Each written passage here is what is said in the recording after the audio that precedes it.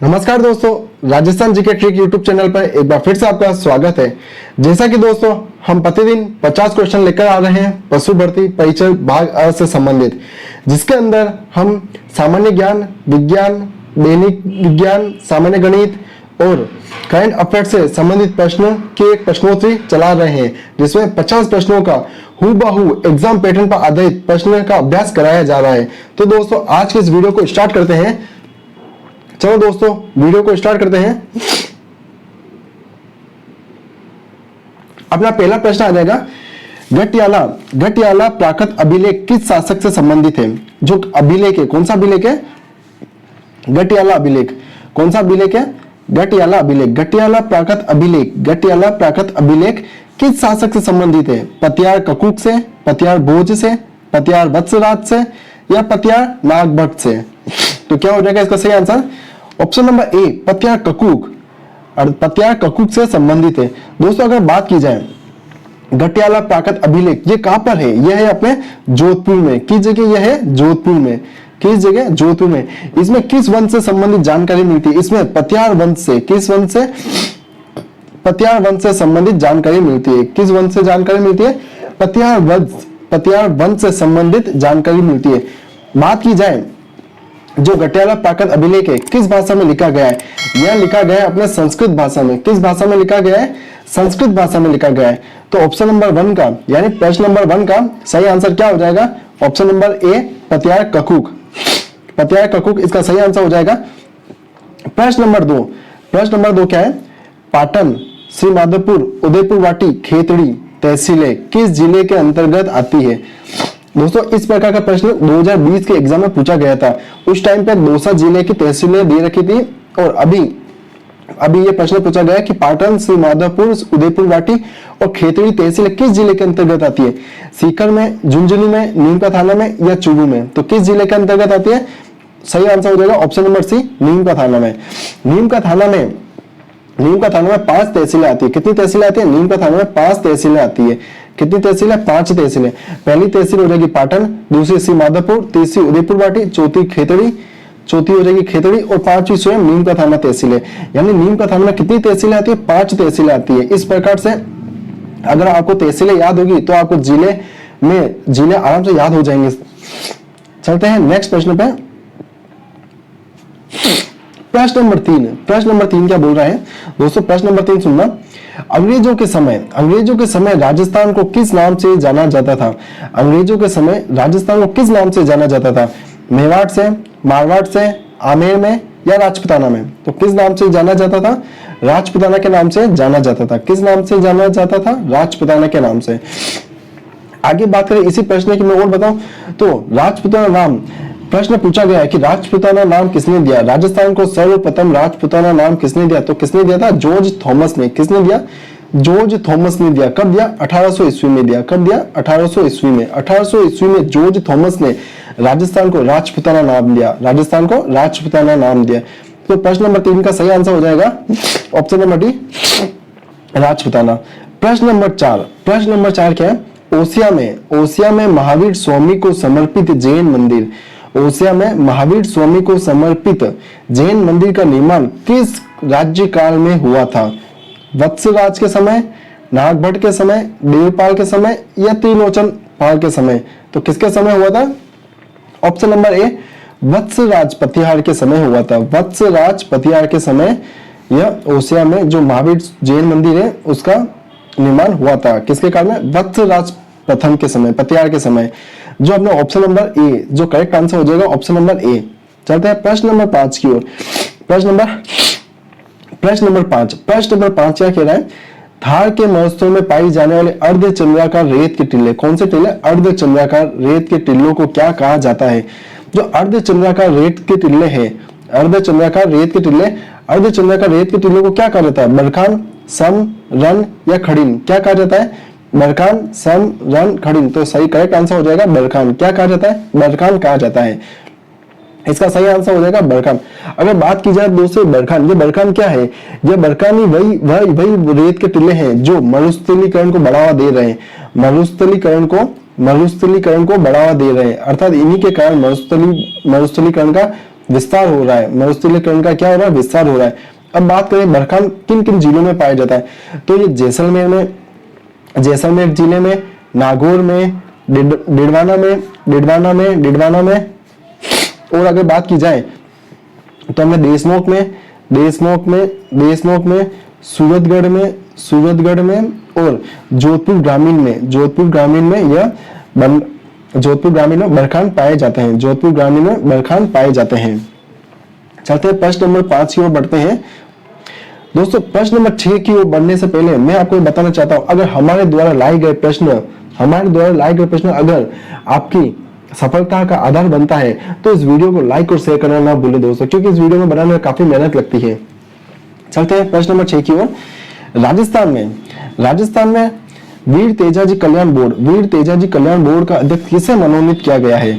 वीर तेजाजी कल्याण board का अध्यक्ष किसे मनोनीत किया गया? दिनेश कुशवाहा को, विजेंद्र पुनिया को, रिचपाल मिश्रा को या रामकरण दुक्या को? तो किसे किया गया है? Option number C correct answer हो जाएगा, option number C Richpal Mishra को किया गया। इसमें कितने अध्यक्ष होंगे? इसमें 9 अध्यक्ष बनाए जाएंगे। कितने अध्यक्ष होंगे? 9 अध्यक्ष होंगे। चलते हैं प्रश्न नंबर 7 की ओर बढ़ते हैं। प्रश्न नंबर 7 क्या है? 56 की पहाड़ी स्थित है। क्या है दोस्तों? 56 की पहाड़ी स्थित है। तो 56 की पहाड़ी कहाँ स्थित है दोस्तों? पूर्व में तो ये बाड़मेर में स्थित थी। कहाँ थी? पूर्व में बाड़मेर में स्थित है, लेकिन अभी वर्तमान में किस जिले में स्थित है? तो वर्तमान में हो जाएगी बालोतरा जिले में। कौन से जिले में? बालोतरा जिले में स्थित है। ध्यान रखना दोस्तों, 56 की पहाड़ी पूर्व में बाड़मेर में थी, लेकिन अभी वर्तमान में किस में? वर्तमान में बालोतरा जिले में स्थित है। अगर यहाँ से एक प्रश्न में पूछें दोस्तों, परीक्षा में अधिकतर पूछा गया कि 56 की पहाड़ी और 56 के मैदान में काफी कंफ्यूज होता है बच्चों को। तो 56 का मैदान कहाँ है? 56 का मैदान का है, तो 56 का मैदान हो जाएगा अपने बांसवाड़ा में। कहाँ हो जाएगा? बांसवाड़ा में। 56 का मैदान हो जाएगा बांसवाड़ा जिले में हो जाएगा। चलते हैं प्रश्न नंबर 8 की ओर। प्रश्न नंबर 8 क्या है? कदमवास या केम्बवास किस राजा के समय मुख्यमंत्री थे? कदमवास या केम्बवास किस राजा के मुख्यमंत्री थे? मालदेव, पृथ्वीराज थर्ड, कुमारपाल या विग्रहराज चतुर्थ? किसके समय थे? पृथ्वीराज थर्ड के समय थे। जो पृथ्वीराज थर्ड है उनके समय कदमवास या केम्बवास ये मुख्यमंत्री थे। प्रश्न नंबर 9 क्या है? होंगजाओ जो कहां पर है? चीन में। चीन में आयोजित जो 2023 में एक गेम चल रहा है, कौन सा? एशियन पैरा गेम्स 2023 में अवनी लेखरा ने 10 मीटर एयर राइफल में कौन सा पदक जीता है? स्वर्ण पदक, कांस्य पदक, रजत पदक या उपयुक्त में से कोई नहीं? तो कौन सा पदक जीता है? स्वर्ण पदक जीता है। कौन सा पदक जीता है? स्वर्ण पदक जीता है। दोस्तों अगर अवनी लेखरा की बात करें तो अवनी लेखरा ये कहाँ की रहने वाली है? ये जयपुर की रहने वाली है। कहाँ की रहने वाली है? ये जयपुर की रहने वाली है। इसे एमए सेंटर भी बनाया गया है। किसका? बेटी बचाओ बेटी अभियान का एमए सेंटर नियुक्त किया गया है। बेटी बचाओ बेटी अभियान का एमए सेंटर नियुक्त किया गया है। किसे? अवनी लेखरा को। किसे नियुक्त किया गया? अवनी लेखरा को। चलते हैं प्रश्न नंबर 10 की ओर बढ़ते हैं अपन। प्रश्न नंबर 10 क्या है? कुंभलगढ़ और गोगुंदा के बीच पठार है। कौन सा है? कुंभलगढ़ और गोगुंदा के बीच पठार है। कौन सा पठार है? मालवा का पठार, बोराट का पठार, पोटवार का पठार या विद्यान कंगार? कौन सा पठार हो जाएगा? तो ऑप्शन नंबर बी बोराट का पठार। जो बोराट का पठार है वह कुंभलगढ़ और गोगुंदा के मध्य में स्थित है। प्रश्न नंबर 11 क्या है? शीतकाल में पश्चिमी राजस्थान में अधिक ठंड पड़ने का प्रमुख कारण क्या था? शीतकाल में पश्चिमी राजस्थान में अधिक ठंड पड़ने का प्रमुख कारण क्या है? रेतीला धरातल, वन क्षेत्र का अधिक होना, अधिक वर्षा होना या बर्फबारी होना? तो क्या हो जाएगा दोस्तों? ऑप्शन नंबर ए रेतीला धरातल। क्योंकि रेती जितनी जल्दी गर्म होती है, उतनी जल्दी रेती ठंडी भी होती है। जितनी जल्दी अगर रेती गर्म होती है उतनी जल्दी रेती गर्म होती है। इसलिए जो मरुस्थलीय क्षेत्र है उसमें दिन में काफी गर्मी पड़ती है और रात में ठंड पड़ती है। तो इसका करेक्ट आंसर हो जाएगा ऑप्शन नंबर ए रेतीला धरातल। चलते प्रश्न नंबर 12 की ओर। प्रश्न नंबर 12 क्या है? संगीत ज्ञान के कारण कुंभा को कौन सी उपाधि दी गई है? संगीत ज्ञान के कारण कुंभा को कौन सी उपाधि दी गई है? संगीत राज की, अभिनव भट्टाचार्य की, दान गुरु की या हर गुरु की? तो कौन सी उपाधि दी गई है कुंभा को? कुंभा को दी गई है अभिनव भट्टाचार्य की उपाधि दी गई। कौन सी उपाधि? अभिनव भट्टाचार्य की। अगर कुंभा की बात करें तो कुंभा को और भी उपाधि दी गई है। और कौन सी उपाधि दी गई है? संगीत राज की उपाधि दी गई है, दान गुरु की उपाधि दी गई है, हाल गुरु की उपाधि दी गई है, परम गुरु की उपाधि दी गई है, छाप गुरु की उपाधि दी गई है, हाल गुरु की उपाधि दी गई है। तो इसी प्रकार परम गुरु, छाप गुरु, हाल गुरु, अभिनव भट्टाचार्य, संगीत राज, दान गुरु, हाल गुरु, इस प्रकार की इनको उपाधि दी गई है। करेक्ट आंसर हो जाएगा ऑप्शन नंबर बी, अभिनव भट्टाचार्य। चलते हैं प्रश्न नंबर 13 की ओर, बढ़ते हैं प्रश्न नंबर 13। वह किला कौन सा? वह किला जिसकी आजादी व अस्मिता की रक्षा के लिए वहां के ठाकुरों ने गोला बारूद खत्म होने पर दुश्मनों को चांदी के गोले दागे थे। मतलब वह कौन सा किला है जिसकी रक्षा के लिए ठाकुर ने गोला बारूद खत्म हो जाने पर भी दुश्मनों पर चांदी के गोले दागे? चूरू का किला, केसरोली का किला, लोहागढ़ का किला या जूनागढ़ का किला? तो कौन सा किला हो जाएगा? ऑप्शन नंबर ए, चूरू का किला। कौन सा किला? चूरू का किला। करेक्ट आंसर हो जाएगा चूरू का किला। अगर बात की जाए दोस्तों चूरू का किला, चूरू का किले का निर्माण कब हुआ? निर्माण किसने किया? तो ठाकुर कुशाल सिंह ने। किसने? ठाकुर कुशाल सिंह ने। ठाकुर कुशाल सिंह ने। ठाकुर कुशाल सिंह ने। ठाकुर कुशाल सिंह ने चूरू के किले का निर्माण किया था। ठाकुर कुशाल सिंह। करेक्ट आंसर है ऑप्शन नंबर ए, चूरू का किला। प्रश्न नंबर 14। प्रश्न नंबर 14 क्या है? राजस्थान में शीतकाल में होने वाली मावठ वर्षा किन कारणों से होती है? राजस्थान में शीतकाल में होने वाली वर्षा किन कारणों से होती है? दक्षिणी पश्चिम मानसूनी हवाओं से, पश्चिमी विक्षोभों के कारण, पछुआ हवा के कारण या हिमालय से टकरा कर वापस लौटते समय होती है? तो किससे होती है? तो इसका करेक्ट आंसर हो जाएगा दक्षिण पश्चिम मानसूनी हवाओं के कारण। दक्षिण पश्चिम मानसून हवाओं के कारण। दोस्तों अगर अपन मावठ की बात करें तो मावठ क्या है?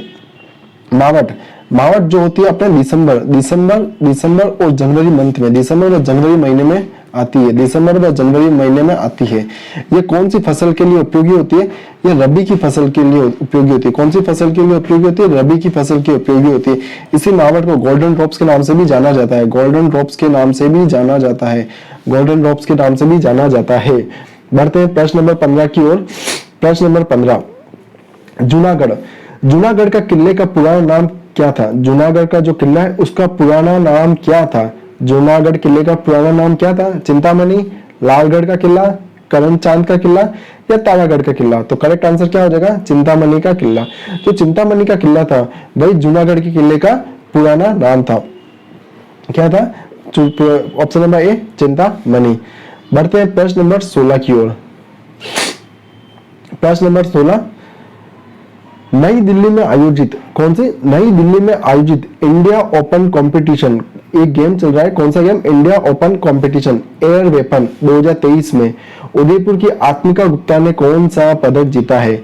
2023 में गेम चल रहा है नई दिल्ली में India open competition air weapon, जिसमें उदयपुर की आत्मिका गुप्ता ने कौन सा पदक जीता है? स्वर्ण पदक जीता है। कौन सा पदक जीता है? स्वर्ण पदक जीता है। कौन सा पदक जीता है? स्वर्ण पदक जीता है। तो प्रश्न नंबर 16 का सही आंसर हो जाएगा ऑप्शन नंबर ए। सही आंसर हो जाएगा ऑप्शन नंबर ए, स्वर्ण पदक। क्या हो जाएगा? प्रश्न नंबर 16 का सही आंसर हो जाएगा ऑप्शन नंबर ए, स्वर्ण पदक। बढ़ते हैं प्रश्न नंबर 17 की ओर। प्रश्न नंबर 17 क्या है? प्रश्न नंबर 17 है, चित्तौड़गढ़ का किला किस पठार पर स्थित है? चित्तौड़गढ़ का किला किस पठार पर स्थित है? बोराट का पठार, गोरम का पठार, त्रिकुटा पहाड़ी या मेसा का पठार? किस पठार पर स्थित है?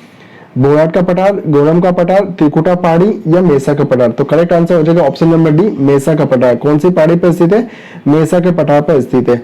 बात करें दोस्तों अगर चित्तौड़गढ़ किले की, तो चित्तौड़गढ़ किला क्षेत्रफल की दृष्टि से, किस दृष्टि से? क्षेत्रफल की दृष्टि से सबसे बड़ा दुर्ग है। क्षेत्रफल की दृष्टि से सबसे बड़ा क्या है? दुर्ग है। सबसे बड़ा दुर्ग है क्षेत्रफल की दृष्टि से। इसके निर्माण की बात करते हैं तो निर्माण किसने करवाया था? इसका निर्माण करवाया था चित्रांग मौर्य ने इसका निर्माण करवाया था। चित्तौड़गढ़ का किला किन नदियों के संगम पर स्थित है? चित्तौड़गढ़ का किला गंभीर व बेड़ज नदियों के संगम पर स्थित है। किस नदी के संगम पर स्थित है? गंभीर व बेड़ज नदियों के संगम पर स्थित है। बात की जाए चित्तौड़गढ़ का किला किस नदी पर स्थित है? गंभीर व बेड़ज नदियों के संगम पर स्थित है। ऑप्शन नंबर 17 का करेक्ट आंसर हो जाएगा ऑप्शन नंबर डी, मेसा का पठार। पेज नंबर 18, राजस्थान के किस प्रदेश को वटिशोल मृदा पाई जाती है? राजस्थान के किस प्रदेश में वटिशोल मृदा पाई जाती है? दोस्तों अगर वटिशोल की बात करें तो वटिशोल का अर्थ होता है काली मिट्टी। कौन सी मिट्टी? काली मिट्टी। वटिशोल का अर्थ होता है काली मिट्टी। कौन सी मिट्टी? काली मिट्टी। इसी काली मिट्टी में क्या पाया जाता है? क्ले पाए जाते हैं। क्या पाया जाता है? क्ले की अधिकता अधिक होती है, क्ले की मात्रा अधिक होती है, क्ले की मात्रा अधिक होती है। यह पाया जाता है आर्द्र क्षेत्र और अति शुष्क क्षेत्र में। आर्द्र क्षेत्र, आर्द्र व अति शुष्क क्षेत्र में पाया जाता है, आर्द्र व अति शुष्क क्षेत्र में पाया जाता है। अर्थात यह पाया जाता है अपने हाड़ौती प्रदेश में पाई जाती है। कौन सी मिट्टी पाई जाती है?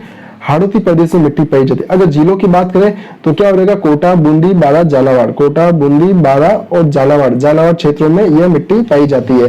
तो करेक्ट आंसर हो जाएगा ऑप्शन नंबर सी, हाड़ौती का पठार। वटिशोल मिट्टी कहाँ पाई जाती है? वटिशोल मिट्टी पाई जाती है हाड़ौती के पठार में पाई जाती है। Option number C correct answer हो जाएगा ऑप्शन नंबर सी। बढ़ते हैं नेक्स्ट प्रश्न 19 की तरफ। प्रश्न नंबर 19, जगत शिरोमणि का मंदिर। कौन सा मंदिर? जगत शिरोमणि का मंदिर किस दुर्ग के उत्तर पश्चिम में स्थित है? जो जगत शिरोमणि का मंदिर है कहां पर स्थित है? तारागढ़ दुर्ग, अचलगढ़ दुर्ग, आमेर दुर्ग या सज्जनगढ़ दुर्ग? तो कौन से दुर्ग में स्थित है? यह आमेर के दुर्ग के उत्तर पश्चिम में स्थित है। बात करें जगत शिरोमणि के मंदिर की, तो जगत शिरोमणि का मंदिर का निर्माण किसने करवाया था और क्यों करवाया था? जगत शिरोमणि का मंदिर, इसका निर्माण कनकावती ने करवाया था। किसने करवाया था? कनकावती ने। क्यों करवाया था? निर्माण क्यों करवाया था? अपने पुत्र की याद में, अपने पुत्र की याद में। किसकी याद में? अपने पुत्र की याद में, जगत सिंह की याद में। अपने पुत्र जगत सिंह की याद में कनकावती ने जगत शिरोमणि का मंदिर बनवाया था, जो कहां पर है? आमेर के उत्तर पश्चिम में स्थित है। इसका करेक्ट आंसर हो जाएगा ऑप्शन नंबर सी, आमेर दुर्ग। बढ़ते हैं प्रश्न नंबर 20 की ओर। चीन के होंगजाओ में चल रहे पैरा एशिया गेम्स, कौन सा? पैरा एशिया गेम्स में राजस्थान की निमिषा सुरेश ने किस खेल में गोल्ड मेडल जीता है? जो चीन की पैरा एशिया गेम्स चल रही है वहां पर जो निमिषा सुरेश ने किस खेल में गोल्ड मेडल जीता है? दोस्तों एक तो अवनी लेखरा ने भी गोल्ड मेडल जीता था, जो जिसमें 10 मीटर एयर राइफल में जीता था। किसमें? 10 मीटर एयर राइफल में वही गोल्ड मेडल जीता है। किसमें? जो निमिषा सुरेश, उसने किसमें? लॉन्ग जंप में। किसमें? लॉन्ग जंप में निमिषा सुरेश ने गोल्ड मेडल जीता है। जबकि अवनी लेखरा उसने 10 मीटर एयर राइफल शूटिंग में गोल्ड मेडल जीता है। प्रश्न नंबर 21 क्या है? प्रश्न नंबर 21 है कि विपरीत पिरामिड के आकार में बना धाबाई कुंड, कौन सा कुंड? धाबाई कुंड, जिसे जेल कुंड भी कहा जाता है, किस जिले में स्थित है? करौली, पाली, बूंदी, बीकानेर? किस जिले में स्थित है? तो बूंदी जिले में स्थित है। किस जिले में स्थित है? बूंदी जिले में। अगर पूछा जाए बूंदी जिले में किस स्थान पर, तो मानकपुरिया स्थान पर। कौन से स्थान पर? मानकपुरिया नामक स्थान पर यह स्थित है। मानकपुरिया नामक स्थान पर यह स्थित है। प्रश्न नंबर 22 क्या है? हाल ही में miss universal grand India 2023, miss universal grand India 2023 का खिताब किसने जीता? नीरा सिंह, प्रियंका चौधरी, विप्रा मेहता या वैष्णवी शर्मा? किसने जीता है? विप्रा मेहता ने जीता है। किसने जीता है? विप्रा मेहता, जो कहां से संबंधित है? उदयपुर जिले से संबंधित है। कहां से संबंधित है? उदयपुर जिले से संबंधित है। तो मिस यूनिवर्सल ग्रैंड इंडिया 2023 का खिताब जीता है उदयपुर की विप्रा मेहता ने। प्रश्न नंबर 23 क्या है? राजस्थान में बांका पट्टी किस समस्या से ग्रसित है? दोस्तों अगर बांका पट्टी की बात की जाए तो वही बांका पट्टी है जिसे हम कुब्बड़ पट्टी भी कहते हैं। क्या कहते हैं? कुब्बड़ पट्टी भी कहते हैं। इसी को हम हॉच बेल्ट भी कहते हैं। इसी को हम हॉच बेल्ट भी कहते हैं। यह किस वजह से होता है कुब्बड़ पट्टी? यह होता है फ्लोराइड की अधिकता के कारण यह समस्या होती है। किस होती है? फ्लोराइड की अधिकता के कारण यह समस्या होती है। इसी फ्लोराइड की अधिकता के कारण वहां के लोगों में कुब्बड़पन आ जाता है, इसलिए इसे बाकी पट्टी कहा जाती है। अगर पूछा जाए कि बाकी पट्टी किन जिलों में है, तो ये अपने नागौर जिले में, नागौर, अजमेर और डिडवाना जिलों में देखी जाती है। चलते हैं प्रश्न नंबर 24 की ओर। प्रश्न नंबर 24 क्या है? राजस्थान के किस प्रसिद्ध झील में नटनी का चबूतरा स्थित है? जयसमंद, पिचोला, नक्की झील या सामर झील? किस झील में हो जाएगा? राजस्थान के किस प्रसिद्ध झील में नटनी का चबूतरा स्थित है? जयसमंद, पिछोला, नक्की झील या सांभर झील? तो करेक्ट आंसर हो जाएगा अपना ऑप्शन नंबर बी, पिछोला झील। अगर दोस्तों पिछोला झील की बात करें तो पिछोला झील का निर्माण किसके शासनकाल में हुआ था? तो ये हुआ था लाखा के शासनकाल में हुआ था। किसके शासनकाल में? लाखा के। इसका निर्माण किसने करवाया था? इसका निर्माण चित्रपाल। किसने करवाया था? चित्रपाल एक बंजारे ने करवाया था। किसने? चित्रपाल नामक एक बंजारे ने करवाया था। करवाया था।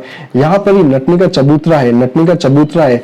उस नटनी का चबूतरे का अगर स्थान पूछे तो कौन से स्थान पर है? यह कौन से स्थान पर हो जाएगा? तो ये हो जाएगा, कौन से स्थान पर हो जाएगा नटनी का चबूतरा? बताओ दोस्तों, नटनी का चबूतरा हो जाएगा बिजोरी नामक स्थान पे। कौन से स्थान पे? बिजोरी नामक स्थान पर ही नटनी का चबूतरा निर्मित है। चलते हैं प्रश्न नंबर 25 की ओर। प्रश्न नंबर 25 क्या है? प्रश्न नंबर 25 है, गोवा में आयोजित 37वां नेशनल गेम्स। गोवा में आयोजित 37वां नेशनल गेम्स। कौन सा? 37वां नेशनल गेम्स। किन खिलाड़ी ने तलवारबाजी में पुरुषों की सादे स्पर्धा में रजत पदक दिलाया था? कि जो अभी गोवा में 37वां नेशनल गेम चल रहा है, उसमें किस खिलाड़ी ने पुरुषों की तलवारबाजी में रजत पदक दिलवाया है? किसने दिलवाया? करण सिंह ने दिलवाया। किसने दिलवाया? करण सिंह ने। ऑप्शन नंबर बी सही आंसर हो जाएगा। Option number B, Karan Singh. क्या हो जाएगा? करण सिंह हो जाएगा। बढ़ते हैं प्रश्न नंबर 26 की ओर। प्रश्न नंबर 26 क्या है? प्रश्न नंबर 26, राजस्थानी चित्रकार का सबसे पहले मनोवैज्ञानिक विभाजन किसने किया? राजस्थानी चित्रकला का सबसे पहले मनोवैज्ञानिक विभाजन किसने किया? आनंद कुमार स्वामी, पंडित द्वारका प्रसाद स्वामी, शोभा कमल गहलोत या कृष्णदास जी? किसके द्वारा? आनंद कुमार स्वामी के द्वारा किया गया है। किसके द्वारा? आनंद कुमार स्वामी के द्वारा। Option number B correct answer हो जाएगा। ऑप्शन नंबर बी 26 का सही आंसर हो जाएगा। Option number B, Anand Kumar स्वामी। बढ़ते हैं प्रश्न नंबर 27 की ओर। प्रश्न नंबर 27 क्या है? प्रश्न नंबर 27, मलईर पेंट का संबंध है। कौन सी पेंट? मलईर पेंट का संबंध है। तो मलईर पेंट का संबंध किस जिले से? बाड़मेर से, भीलवाड़ा से, सिरोही से, अजमेर से? किस जिले से हो जाएगा? बाड़मेर जिले से हो जाएगा। मलईर पेंट का संबंध किस जिले से? बाड़मेर से। प्रश्न नंबर 28 क्या है? प्रश्न नंबर 28 है, निम्न में से कौन सी नदी सांभर झील में गिरती है? सांभर झील में कौन सी नदी गिरती है? अगर बात की जाए दोस्तों, सांभर झील में 5 नदियां आकर गिरती है। कितनी नदियां आकर गिरती है? 5 नदियां आकर गिरती है। कौन कौन सी नदी गिरती है? मेथा नदी जिसे हम मेंढा नदी के नाम से जानते हैं, रूपनगढ़ नदी, दूसरी हो जाएगी खारी नदी, तीसरी हो जाएगी, चौथी हो जाएगी बांडी नदी। मेथा, रूपनगढ़, खारी, बांडी और खंडेल कौन सी नदी हो जाएगी? और खंडेल नदी हो जाएगी। ये 5 नदियां आकर सांभर झील में गिरती है। तो इसका करेक्ट आंसर हो जाएगा मेंढा नदी। ऑप्शन नंबर ए इसका करेक्ट आंसर हो जाएगा। बढ़ते हैं प्रश्न नंबर 29 की ओर। प्रश्न नंबर 29, बीकानेर के लहेरिया व मांडे प्रसिद्ध है। क्या? बीकानेर के लहेरिया व मांडे प्रसिद्ध है।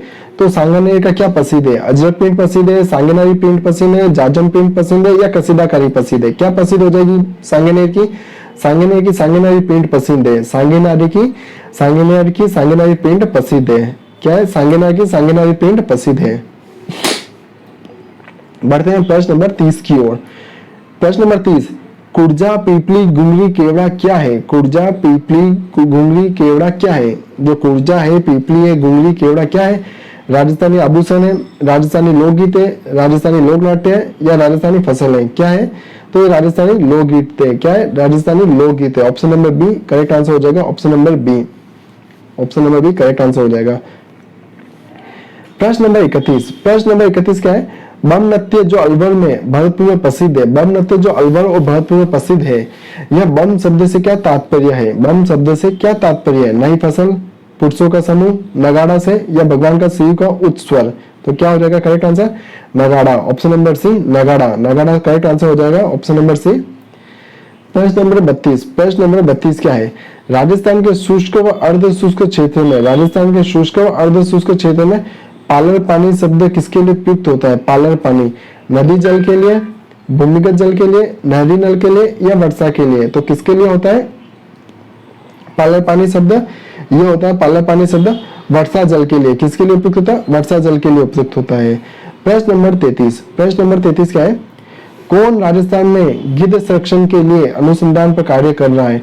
कौन राजस्थान में गिद्ध संरक्षण के अनुसंधान का कार्य कर रहा है? दाऊलाल बोहरा, भावना तंवर, सुमेर सिंह भाटी या अनूप चोपड़ा? कौन कर रहा है? तो दाऊलाल बोहरा। कौन कर रहा है? दाऊलाल बोहरा। दाऊलाल बोहरा जो गिद्ध संरक्षण के लिए कार्य कर रहा है।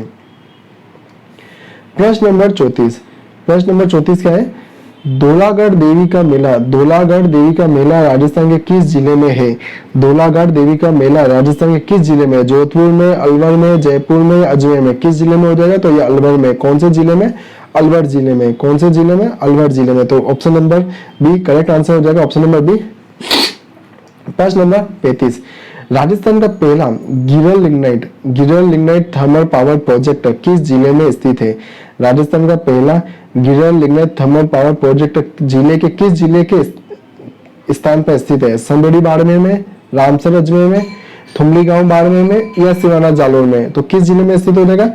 थुमली गांव बाड़मेर में। थुमली गांव बाड़मेर में स्थित है। बढ़ते प्रश्न नंबर 36 की ओर।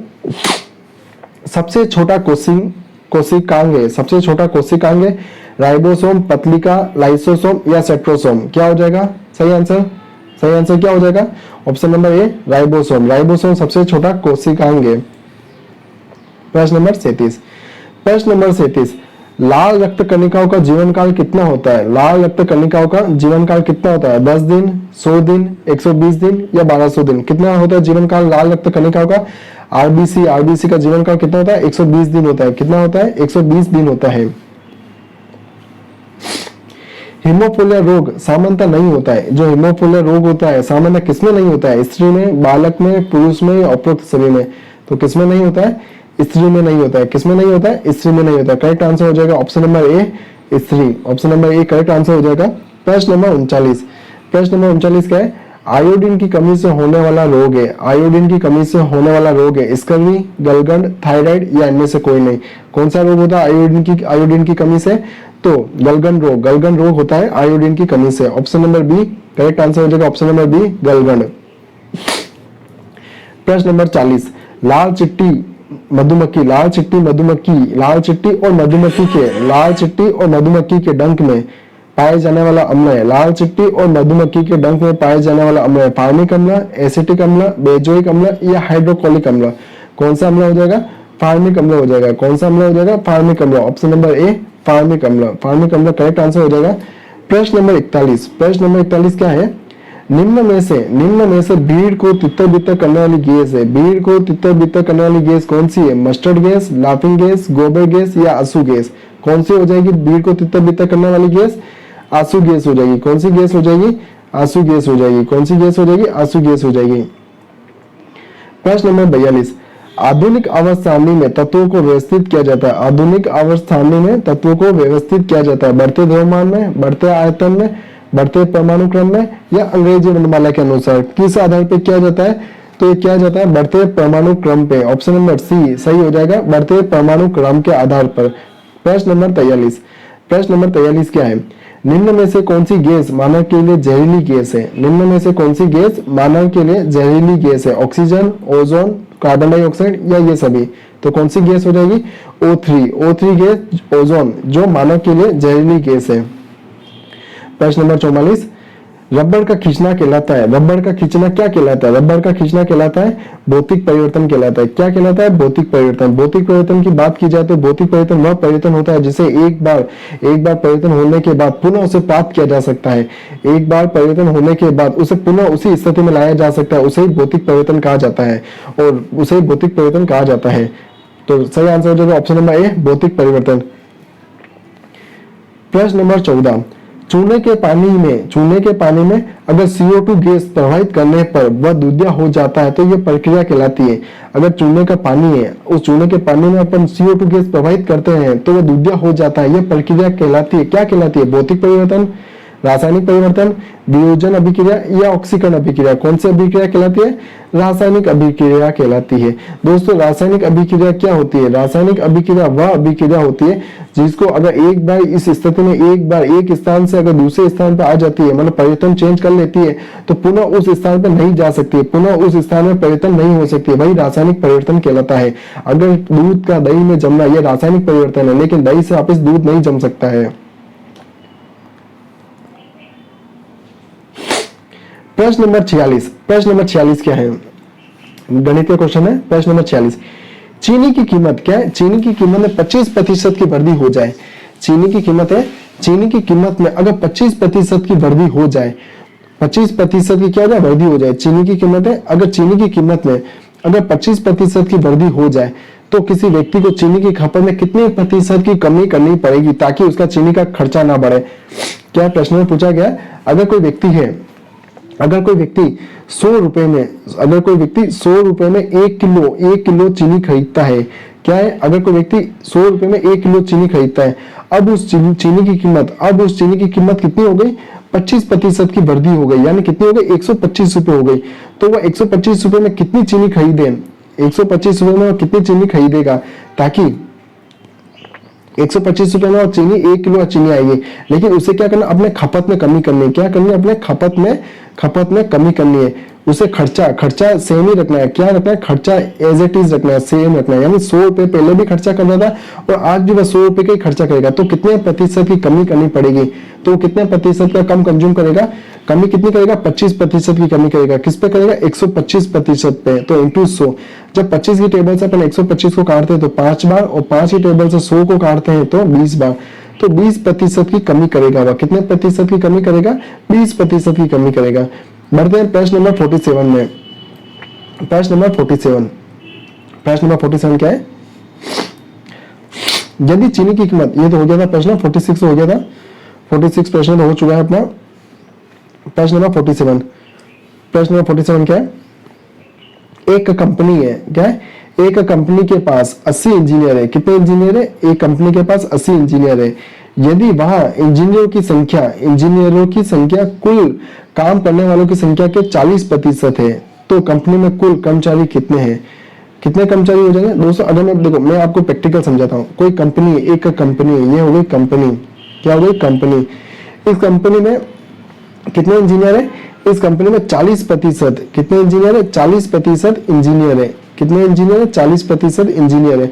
ये जो 40% इंजीनियर है वो कितने लोग हैं, 80 लोग हैं, कितने लोग हैं, 80 लोग हैं, 80 लोग हैं।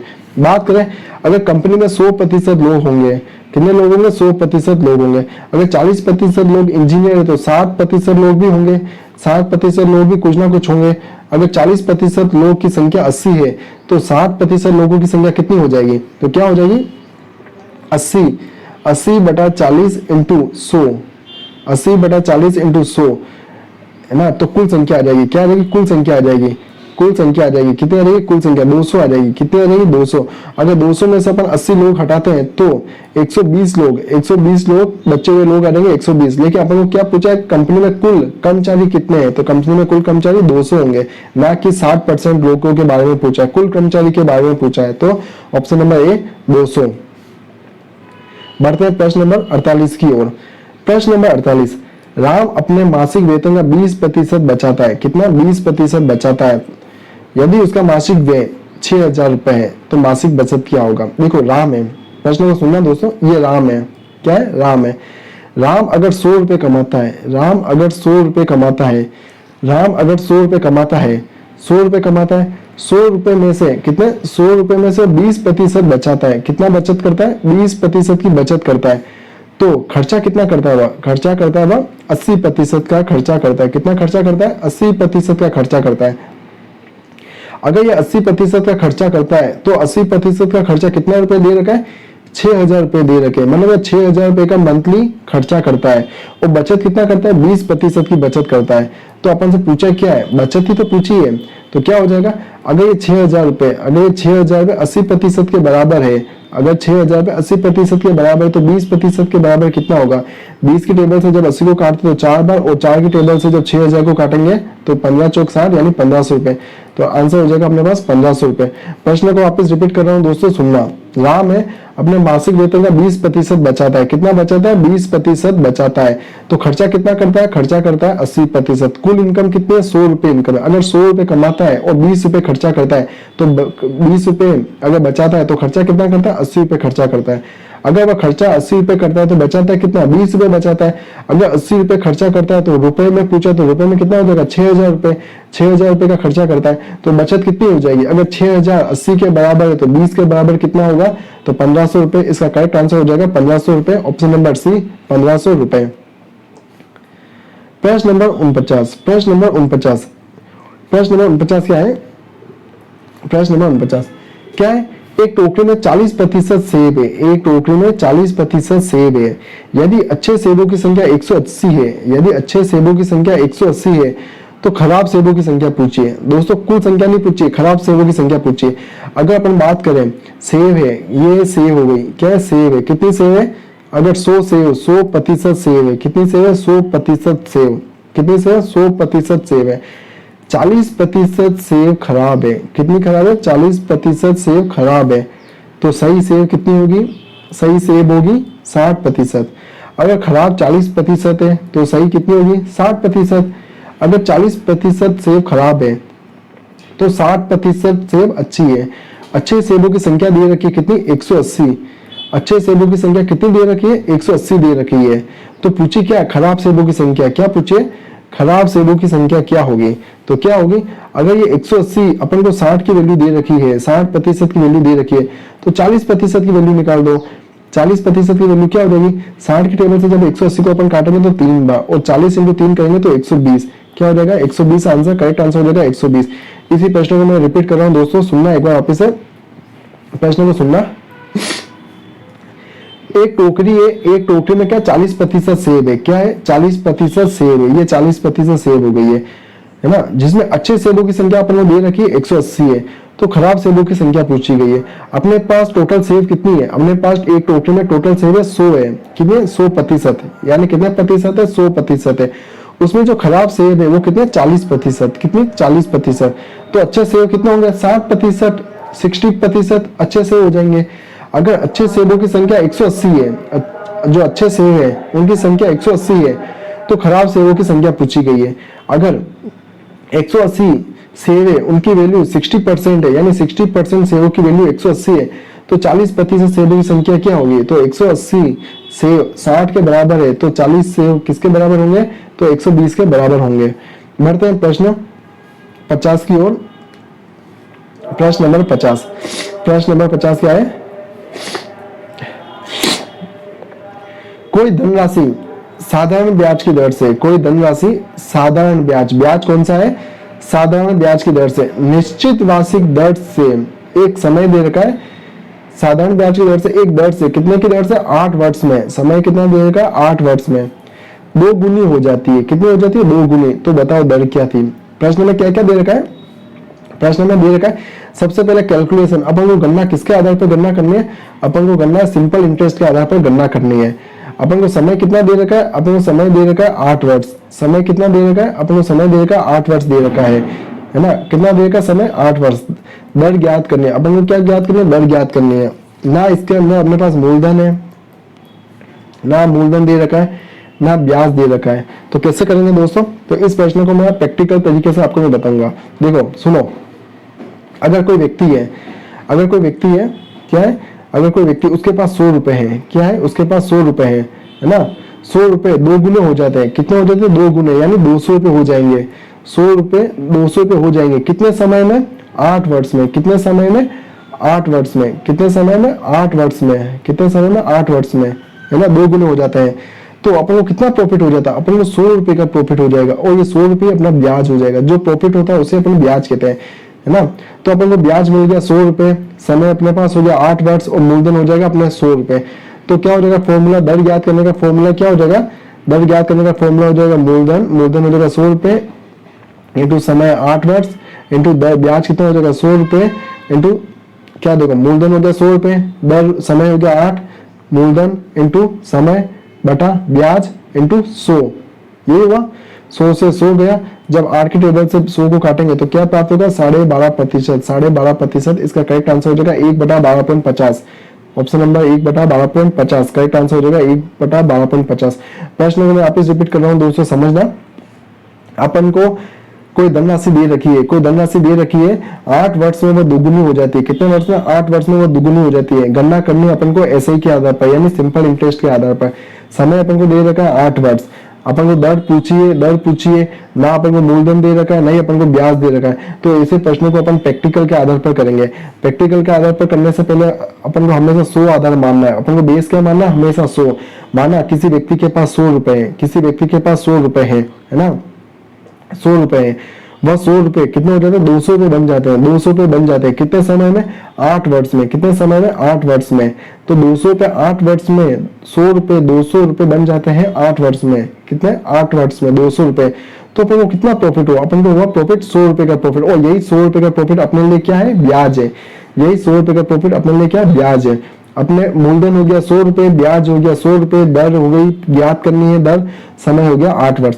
तो ये हो जाएगा अपना मूलधन, ये हो जाएगी अपना समय, ये हो जाएगा ब्याज, और ये पूछा है 100 इंटू 100, यानी मूलधन इंटू समय बटा ब्याज इंटू 100। ये इसका फॉर्मूला हो जाएगा दर का। जब अपन इसको कैलकुलेशन करेंगे तो अपना सही आंसर हो जाएगा 12.50। 12.50 इससे एक्यूरेट आंसर है। दोस्तों अगर हमारे द्वारा लाइक गया वीडियो अगर आपको जरा भी पसंद आए तो दोस्तों इस वीडियो को लाइक और शेयर करना ना भूलें। अगर दोस्तों इस वीडियो की आपको पीडीएफ चाहिए तो हमारे टेलीग्राम ग्रुप डिस्क्रिप्शन में दिए रखा है नीचे, आप वहां जाकर जुड़ जाइए और वहां से आपको प्रतिदिन टेलीग्राम से पीडीएफ अवेलेबल करा दी जाएगी। थैंक यू दोस्तों।